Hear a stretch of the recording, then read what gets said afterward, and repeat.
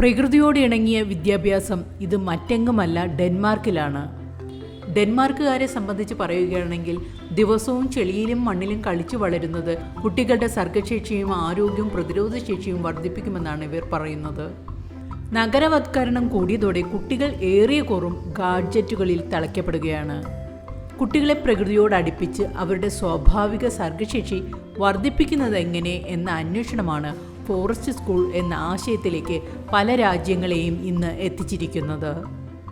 1950കളിൽ അധ്യാപികയും പ്രകൃതി സ്നേഹിയുമായ എല്ല ഫ്ലാറ്റു എന്ന ഡാനിഷുകാരിയാണ് ഫോറസ്റ്റ് കിൻഡർഗാർട്ടൻ എന്ന ആശയവുമായി രംഗത്ത് വരുന്നത്. തൻ്റെ ചുറ്റുവട്ടത്തുമുള്ള കുട്ടികളെ കാട്ടിൽ ഒരുമിച്ച് കൂട്ടി അനൗദ്യോഗികമായാണ് ഫോറസ്റ്റ് കിൻഡർഗാർട്ടന് തുടക്കം കുറിച്ചത്. എന്നാൽ ഈ വിദ്യാഭ്യാസ രീതിക്ക് പതുക്കെ പ്രചാരം വർദ്ധിച്ചു. ഡെൻമാർക്കിൽ പലയിടത്തും ഇത്തരത്തിലുള്ള നഴ്സറികളും സ്കൂളുകളും വന്നു. ഇവിടം കടന്ന് സ്കാൻഡിനേവിയൻ രാജ്യങ്ങളിലാകെ ഇതിന് സ്വീകാര്യത ലഭിച്ചു. 1960കളിൽ ഇത് ജർമ്മനിയിലേക്കും പടർന്നു. 2005 ആയപ്പോഴേക്കും 450 ഫോറസ്റ്റ് കിൻഡർഗാർട്ടനുകൾ ജർമ്മനിയിൽ അങ്ങോളം ഇങ്ങോളം രൂപപ്പെട്ടു. ഫോറസ്റ്റ് കിൻഡർഗാർട്ടൻ എന്ന ആശയം ഇപ്പോൾ Australia, Canada, New Zealand, USA, Italy, Japan, China, Malaysia, Switzerland, Spain, Ireland, UK തുടങ്ങിയ രാജ്യങ്ങളിലും വ്യാപകമാണ്.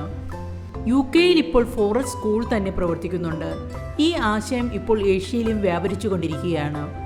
കാട്ടിലൂടെ കുട്ടികളെ കൊണ്ടുപോകുമ്പോൾ പാമ്പും പഴുതാരയും അപകടങ്ങളും ഒന്നും ഉണ്ടാവുകയില്ല എന്നല്ല. കുട്ടികൾ ഇത്തരം പ്രതിസന്ധികളെ മനസ്സിലാക്കാനും പ്രതിരോധിക്കാനും വേഗത്തിൽ പ്രാപ്തരാകുന്നു.